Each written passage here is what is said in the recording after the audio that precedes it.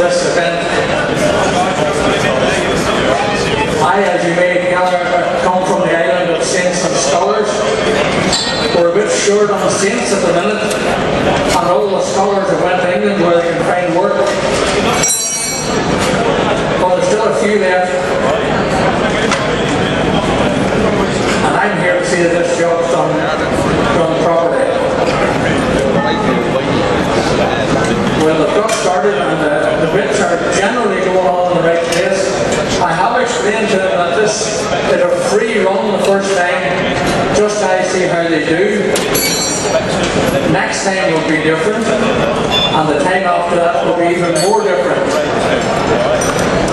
The one thing I've told them that I will interfere, if I see anything dangerous being done, I will stop that team. So for now, it seems to be going okay.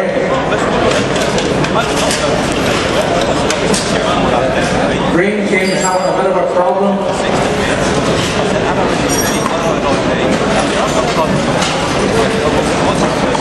But it's great to see so many young people having the interest to become involved in this hobby that has entertained us all for so many years. When these tractors were being built at Malvern in Coventry, there was 517,651 of them built there from 1946 to 1956, and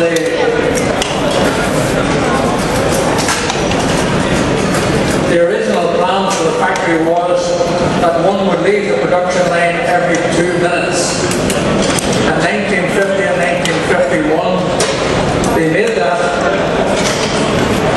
and one did come off the line every 2 minutes, and all of 1950 and all of 1951. Now, from the tractor started on the line until it came off the line, it was 1 hour and 45 minutes. And these tractors are, now there's danger there. The blue team, you're in danger of something wrong. You haven't got the stand under the right hand foot pegs. That's dangerous, John. Someone's going to get hurt.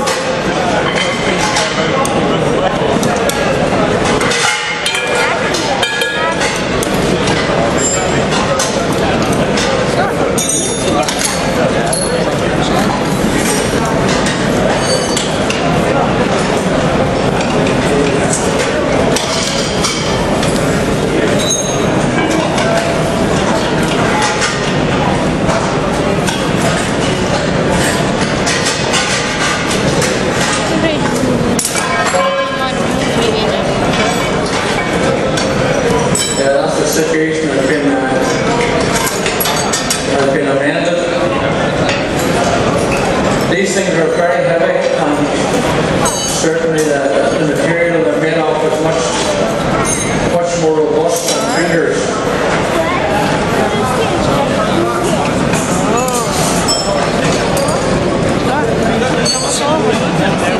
These tractors have been dismantled into the components pretty much as they came to the assembly line.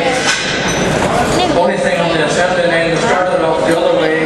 They started and built the back end first and added all the bits on. Here, because we don't have the lifting ability that the factory had, we have to start the other way. The engine sitting on its own and everything else attached to the engine, where all the rest of the bits are manageable. If you look as if Brighton College is slightly in the lead here, and they have a handicap, of course. They have a senior student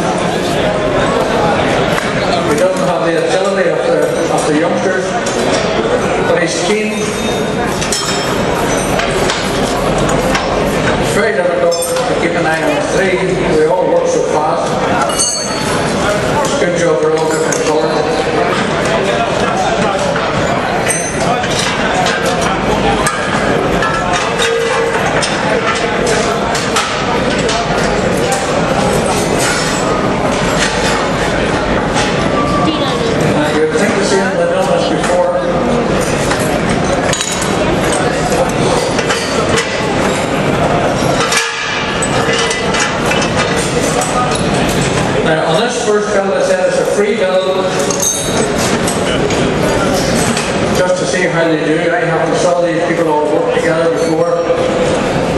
next time I'll be telling you that there are a few surprises going into the pot. And the next time will be slightly more difficult, and that will be at 1:30.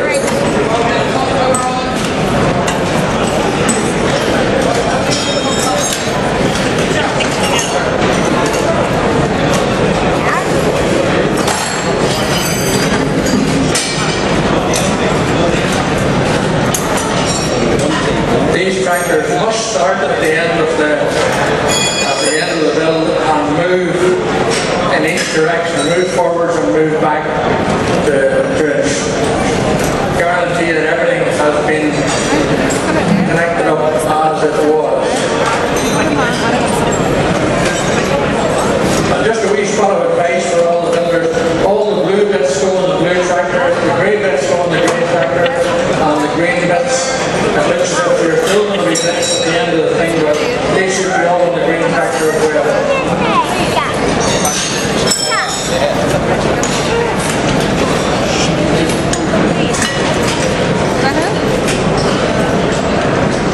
Yeah, there's no substitute for youth. It's just a great pity it's wasted on the young.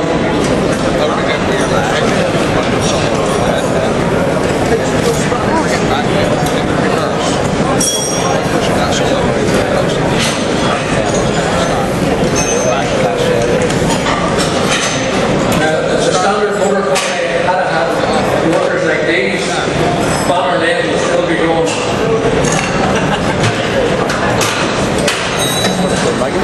Remember, it took factor an hour and 45 minutes to build each tractor. There's almost a million of these great tractors put on together, with 571,000 in Bannerlane and Coventry, 407,000 in the United States, and indeterminate number built in France. But the ones that were built in France were all machined at Malvern and built from components. So there's almost a million of them built in 10 years. I think most of them still survive.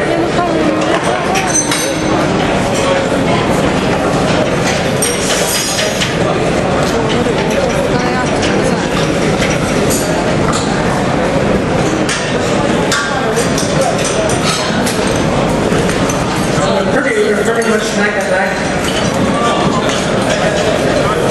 If neck and neck is the right word when you're talking about a tractor, but they're pretty even so far.